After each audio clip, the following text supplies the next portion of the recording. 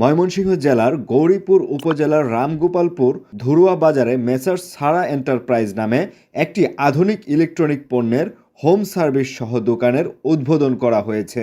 বৃহস্পতিবার সন্ধ্যায় ফিতা কেটে দোকানের শুভ উদ্বোধন করেন ময়মনসিংহ জেলা হিজবুত তৌহিদের সভাপতি হাবিবুর রহমান। এ সময় মেসার্স সারামণি এন্টারপ্রাইজের প্রোপাইটর মোহাম্মদ লালন মিয়া বিশিষ্ট জনদের নিয়ে ইফতার ও ইফতার পূর্ব দোয়াতে দোকানের সার্বিক উন্নয়নে সকলের সহযোগিতা কামনা করেন।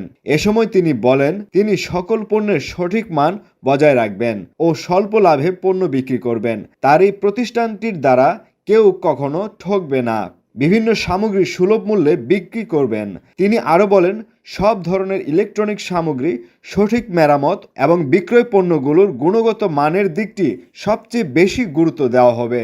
উদ্বোধনী অনুষ্ঠানে আরও উপস্থিত ছিলেন ধুরুয়া বাজারের সভাপতি সুসেন হাজি, সাবেক মেম্বার মোহাম্মদ সোহাগ মিয়া, ৭ নং রামগোপালপুর ইউনিয়নের ৫ নং ওয়ার্ডের সভাপতি বুলবুল আহমেদ, ধুরুয়া নাজিমউদ্দিন উচ্চ বিদ্যালয়ের ম্যানেজিং কমিটির সদস্য সাইফুল ইসলাম, বিশিষ্ট ব্যবসায়ী রিপন, ফজল, রফিক ও বাচ্চু সহ আরও অনেকেই।